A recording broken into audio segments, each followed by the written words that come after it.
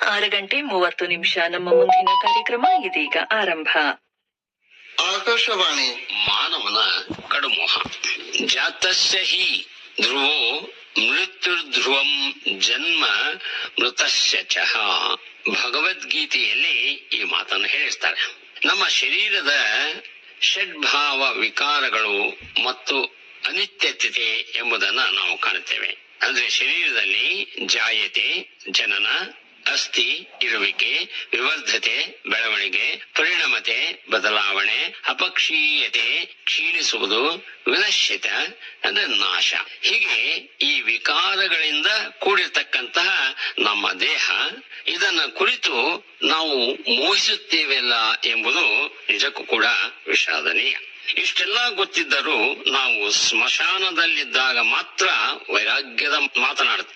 ಏನಿದೆ ಈ ಜೀವನದಲ್ಲಿ?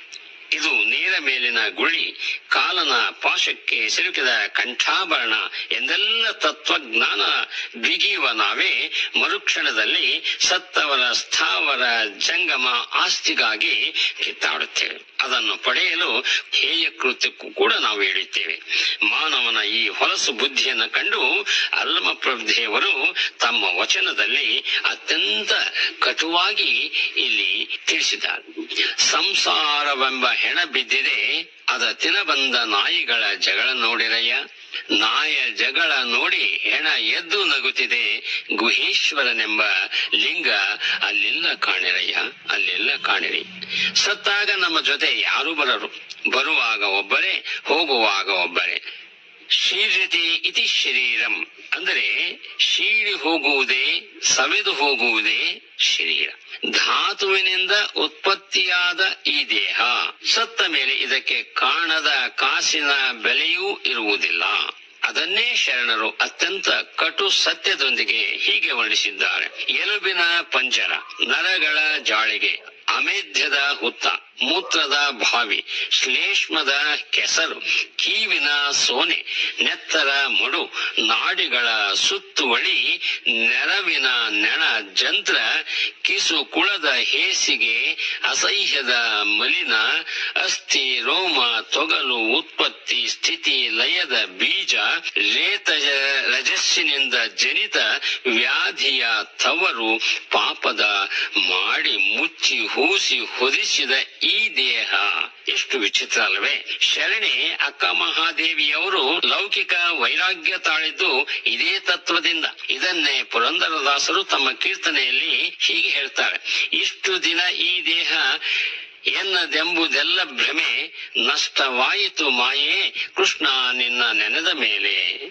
ಅಹಂ ಮತ್ತು ಮಮತೆಯನ್ನು ತೊರೆದು ಸೋಹಂ ಬ್ರಹ್ಮಾಸ್ಮಿ ಅಂದ್ರೆ ಆ ಪರಶಿವನೇ ನಾನು ಎಂಬ ಹಾದಿಯಲ್ಲಿ ನಡೆದು ಎಂದೂ ಕೇಳಿಲ್ಲದ ಶಾಶ್ವತ ಪದವಿಯನ್ನ ಪಡೆಯಬೇಕು.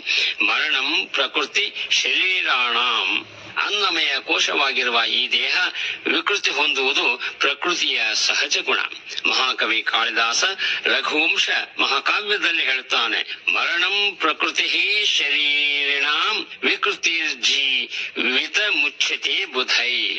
ಅಂದ್ರೆ ಈ ಜೀವಿಗಳಿಗೆ ಮರಣವೆಂಬುದು ಪ್ರಕೃತಿಯ ಸಹಜ ಗುಣ.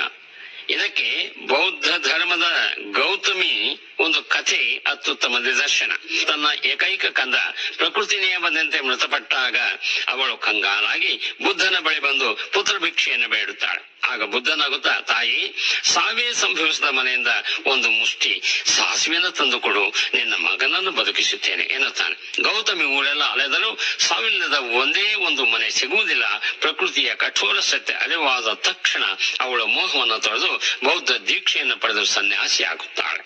ಹೀಗಾಗಿ ನಿಷ್ಕರ್ಷೆ ಬದುಕು ಸಾರ್ಥಕವಾಗಲಿ ಎಂಬತಕ್ಕಂಥ ವಿಷಯವನ್ನ ಅರ್ಥೈಸುವಾಗ ಈ ದೇಹವು ಪಂಚಮಹಾಭೂತಗಳಾಗಿರ್ತಕ್ಕಂತಹ ಆಯುಷ್ಯದ ಬೆಸುಗೆ ಮುಗಿದಾಗ ಮಣ್ಣು ಮಣ್ಣಿಗೆ, ಗಾಳಿ ಗಾಳಿಗೆ ಲೀನವಾಗಲೇಬೇಕು. ಇದುವರೆಗೆ ಎಂ ಕೊಟ್ರಯ್ಯ ಅವರಿಂದ ಚಿಂತನ ಕೇಳಿದರೆ. ಇದು ಆಕಾಶವಾಣಿ ಹೊಸಪೇಟೆ ಕೇಂದ್ರದ ಕೊಡುಗೆ.